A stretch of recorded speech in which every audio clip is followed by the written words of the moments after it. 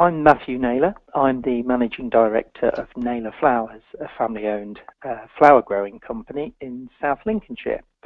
And I've known about Leaf Open Farm Sunday for many years. It was founded by a friend of mine, and I was always very keen to take part, but a little bit nervous about how we'd go about it and doing it well.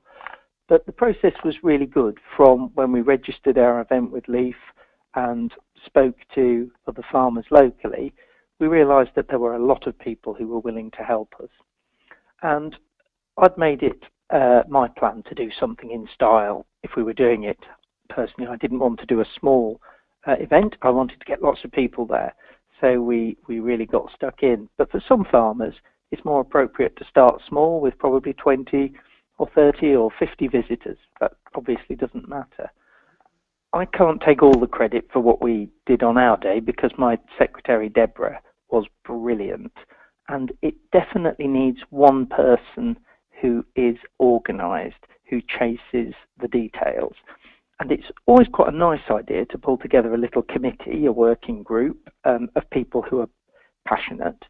But at the end of the day, you need one person who really ties down the details and makes sure that anyone who's bringing a stand knows where they're going and what time they're going to be there. And at ours, that wasn't me, that was Deborah, and she was brilliant. And we also got a lot of help from neighbouring farmers who had done it before. Simon Day at Worth Farms was who held it last year. He was brilliant and gave me a lot of advice. And other neighbours lent us trailers to drive people round. So it really was a community effort. And I think, engage with your neighbours, because I think sometimes they're relieved that somebody else has taken the initiative and is organising it. So they're happy to join in and help you because they know it's saved them a job. But I think the most important thing, in my experience, is you've got to really engage with your local community at every level. And if you can find what people are passionate about and give them a platform to come and do it on your farm, then that's the easiest way of attracting people and getting them there in the right spirit. So we did an art competition, for example, for 6 local schools, and the children did pictures of what they thought a farm was like. And then on the day, they were all on display and judged, and children got to actually see what a farm was like. We also invited our local farm machinery enthusiasts, the Vintage Machinery Club, to do a tractor rally. And we sent the letter out and said that we'd do bacon sandwiches and coffee for everyone who showed up. And didn't get much of a response. And then on the day, 25 vintage tractors arrived.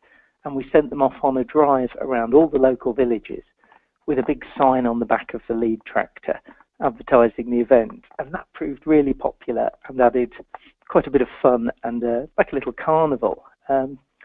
We delegated some of the jobs, like the refreshments tent.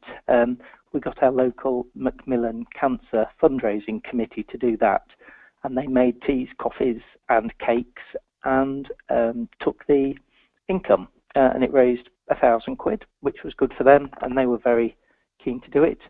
We also used the Lincolnshire Voluntary Emergency Service, who were doing our first aid, just in case anything went wrong, and as it turned out, it didn't. But St John's Ambulance would do the same job, and we decided since they were there, it was worth doing resuscitation training for the children as well, so that was another activity. I think, so those sort of things really work well, and plus it plants the idea in lots of different parts of the local community, and I think people are more likely to come if they hear about the event from more than one source. If 2 or 3 people mention it, then it's more likely to get them there. My personal perspective is it's better to make it fun rather than trying to hard sell your opinions on your particular style of agriculture. So we didn't have stands telling people what we sprayed things with or how we sprayed things or what technical ways we drilled things.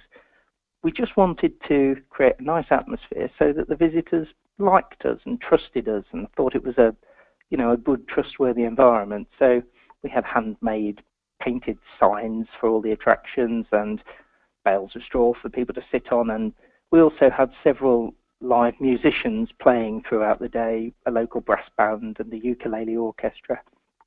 Some of them played for free, some of them charged a small amount.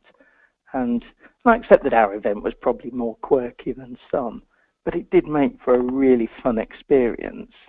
And that actually made it more fun for me and the family, and for all the people who work here. We all really enjoyed doing it. So the other thing, and I suppose the final thing that I would say that I've learned from it, is make sure you've got someone taking lots of photos, because it's probably going to be the most vibrant and lively event that your farm will ever experience. And we've never had 1,500 people on our farm in one day before, and it was buzzing. And we got lots of photos, and the sun was shining, but you can't have too many photos or videos. So get the local secondary school art students doing filming or taking photos if you can, because it's something that you'll really want to remember.